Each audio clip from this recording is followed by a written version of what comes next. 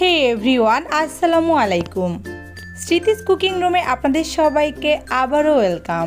আজকে আপনাদের সাথে ভীষণ মজাদার, খুবই হেলদি আর ছোট বড় সকলের পছন্দের মজাদার এই মিষ্টি জামের জুসের রেসিপিটি শেয়ার করব। ভিডিওর শুরুতেই বলে রাখি, ভিডিওতে একটা লাইক দিয়ে ভিডিওটি দেখা শুরু করবেন।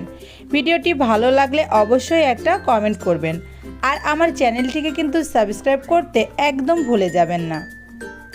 চলুন তাহলে কথা না বাড়িয়ে মজাদার এই মিষ্টি জামের মূল রেসিপিতে চলে যায়। এখানে আমি 1 কাপ জাম নিয়ে নিয়েছি। জাম থেকে আমি খুব ভালো করে বিচিটা আলাদা করে নিব। দেখুন, আমি কিন্তু সব জাম থেকে বিচিগুলো আলাদা করে নিয়ে নিয়েছি। এবার একটা মিক্সিং জারে আমি এগুলা নিয়ে নিচ্ছি।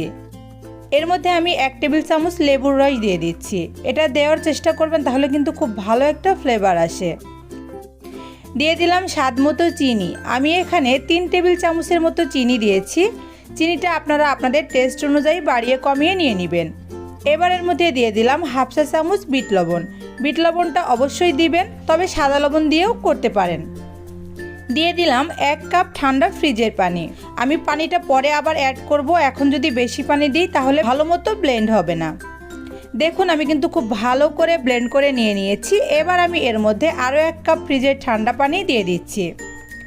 রক্ত স্বল্পতা, বদহজম, ডায়াবেটিক্স, রক্তে চর্বি, আবার হৃদরোগের ঝুঁকি কিন্তু কমায় এই মিষ্টি জাম। তার সাথে সাথে চুল পড়া রোধ করে, ত্বক সুন্দর রাখে এই মজাদার জাম। আমি এখানে কিছু সুগার নিয়ে নিয়েছি। সার্ভ করার জন্য 2টা গ্লাস নিয়েছি। সেই গ্লাসটাকে আমি কর্নারে একটু লেমন জুস দিয়ে এভাবে একটু ডেকোরেট করে নিচ্ছি, একটু রিং ক্রিয়েট করে নিচ্ছি। তাহলে কিন্তু এটা দেখতে খুবই ভালো লাগবে। এটা দেখতে যতটা ভালো লাগবে তার থেকে বেশি ভালো লাগবে কিন্তু খাওয়ার সময়। এটা যখন আমরা চুমুক দিয়ে খাবো তখন কিন্তু খুব সুন্দর একটা টক মিষ্টি স্বাদ আসবে। দেখুন, আমি গ্লাসে এবার সার্ভ করে নিচ্ছি। এটা দেখতে কিন্তু অসাধারণ লাগছে। এবার আমি কিছু আইস কিউব এর মধ্যে দিয়ে দিচ্ছি। এটা কিন্তু বেশি ঠান্ডা খেলে ভালো লাগবে।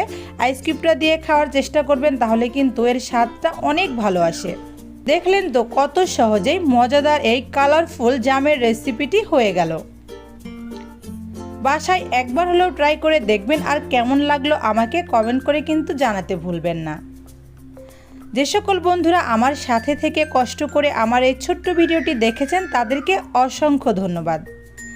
যারা আমার চ্যানেলটিকে এখনও সাবস্ক্রাইব করেননি, প্লিজ আমার চ্যানেলটিকে সাবস্ক্রাইব করবেন, আর পাশে থাকা বেল বাটনটিতে ক্লিক করে রাখবেন, যাতে করে সহজ সহজ রেসিপিগুলো সবার আগে আপনার কাছে পৌঁছে যায়। সবাই ভালো থাকবেন, সুস্থ থাকবেন। আমার এবং আমার ফ্যামিলির সকলের জন্য দোয়া করবেন। আল্লাহ হাফেজ।